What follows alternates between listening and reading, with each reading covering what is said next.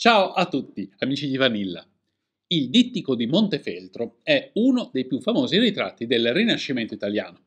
Fu dipinto nel 1465 circa da Piero della Francesca su commissione di Federico di Montefeltro, signore di Urbino, ed è oggi conservato alla Galleria degli Uffizi di Firenze.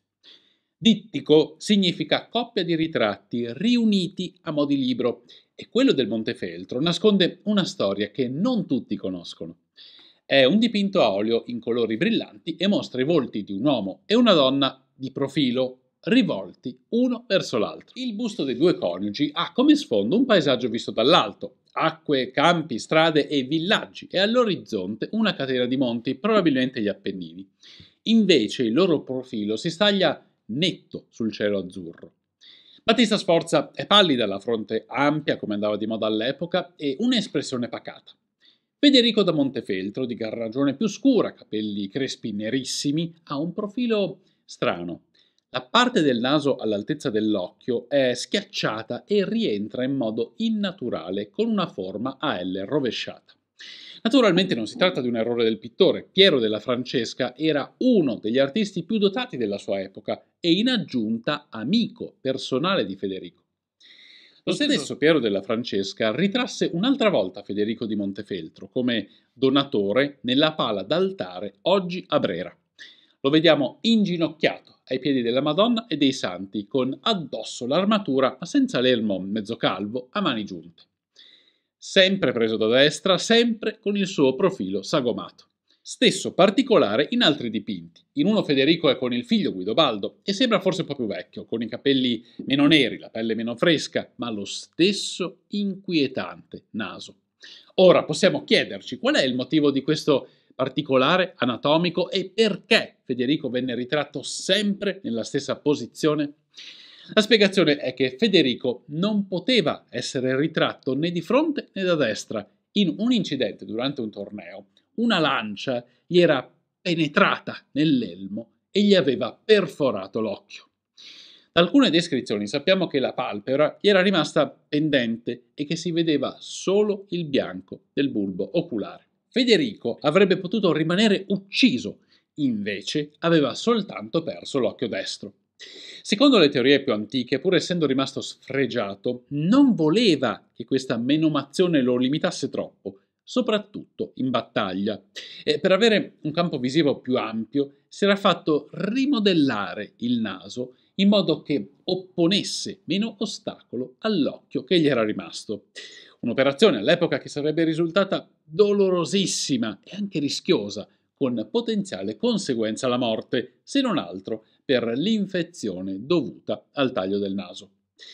Queste supposizioni sono state ormai screditate, in particolare durante alcuni studi degli anni 70-80, che hanno identificato in un unico colpo di lancia il responsabile sia della perdita dell'occhio sia della rottura del naso. Per questo particolare ringrazio l'amico e professor Francesco Galassi, che mi ha spedito anche un interessante documento sui suoi studi sulla gotta del duca Federico da Montefeltro. Federico viene ritratto con un naso evidentemente deforme e di questo ci rimane un interrogativo.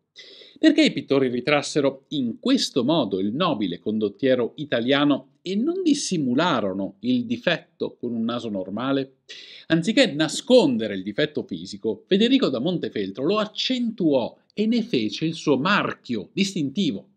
I suoi contemporanei, al corrente della vicenda della rottura del naso e della perdita dell'occhio, quando vedevano il suo ritratto, non solo conoscevano il motivo del naso tagliato, ma richiamavano alla mente il suo intero volto deturpato, non potendo fare a meno di ammirarne il coraggio. Anche Federico, però, doveva avere le sue paure.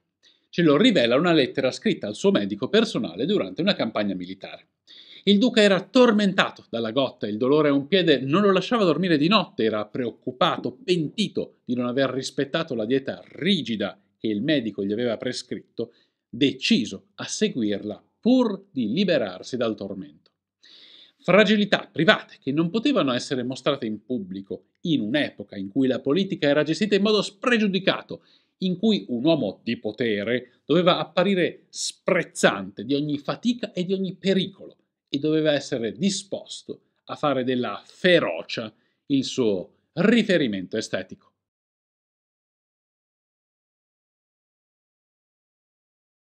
Federico da Montefeltro vive un'esistenza senza dubbio aggressiva e passa dall'essere un semplice figlio illegittimo di Guido Antonio da Montefeltro, destinato a un futuro di modesto cabotaggio come signore di una piccolissima corte umbra, a grande mecenate rinascimentale, uno fra i principali condottieri militari di quel periodo e faro di un'epoca complessa nell'Italia delle signorie. Federico cresce lontano dalla corte di Urbino a causa della presenza del fratellastro, il legittimo Oddantonio. Viene mandato come ostaggio prima a Venezia, poi a Mantova per volere del padre, in garanzia di trattati politici che aveva stretto, e poi diventa un piccolo signore locale a Mercatello, grazie al matrimonio con Gentile Brancaleoni che sposa nel 1437. Federico ha più o meno 15 anni, ancora un ragazzino, ma è già stato ordinato cavaliere e sa che la sua vita trascorrerà sui campi di battaglia. Nel 1444 Federico ha 22 anni, il fratellastro Oddantonio viene ammazzato a Urbino, Federico arriva in città e viene acclamato signore. Naturalmente dietro la morte della vittima si potrebbe celare il complotto del fratello, anche se prove, oltre le supposizioni, per ora non sono saltate fuori e credo che 6 secoli siano stati sufficienti per trovarle. Dopo la morte di Oddantonio, Federico è signore di Urbino e di un'infinità di altri castelli e paesi della zona, e il Papa, da Roma, prima lo scomunica perché compra una signoria da Galeazzo Malatesta, signore di Rimini, nell'area di influenza papale, poi inizia a collezionare cariche e titoli ecclesiastici da far invidia a tutti gli altri signori rinascimentali. Prima diventa vicario apostolico, poi più tardi nel 1474 cavaliere di San Pietro, poi consigliere papale e così via. Curioso che un uomo di grande religiosità come Federico sia morto in una battaglia combattuta proprio contro la Chiesa, ma questo lo vedremo fra poco. Nel 1446 sventa una congiura, ordita dai soci, se così possiamo definirli, del fratellastro Oddantonio, morto poco prima. Fa decapitare tutti i congiurati e ristabilisce l'ordine. Poi rade al suolo Fossombrone nel 1447, che si era ribellata al suo dominio, e poi dedica parte della sua vita alla lotta contro Sigismondo Pandolfo Malatesta, signore di Rimini, del quale alla fine ha completa ragione. Il nobile riminese aveva ordito tutti i complotti per rovesciare l'ordine di Federico e il conte di Montefeltro si vendica nel modo più cruento. Gli prende tutti i territori vicini alla città, eccetto Rimini stessa. L'epilogo avviene nel 1462 durante la battaglia del Cesano, quando i riminesi vengono attaccati di notte dalle truppe urbinati. La posta in palio è alta, i domini delle città della Marca di Ancona che Sigismondo aveva sottratto al Papa. Sigismondo Malatesta è preso alla sprovvista, ma reagisce prontamente, contrattacca e sembra avere la meglio, ma in aiuto di Federico arriva Napoleone Orsini al soldo del Papa, che sbaraglia l'esercito romagnolo e consegna la vittoria a Federico. La sconfitta di Sigismondo, fra le altre cose, segnerà abbastanza definitivamente anche la divisione fra l'attuale regione della Romagna, sì, perché noi qui in Romagna ci consideriamo regione, l'Emilia è cosa a parte, non c'entra niente, non sa fare né i cappelletti nella piadina, e le Marche. Il Papa, in breve tempo, riprenderà Senigallia e Fano, e Rimini costituirà il confine sud della Romagna, anche se linguisticamente la nostra regione si estenderebbe un po' più giù verso le Marche.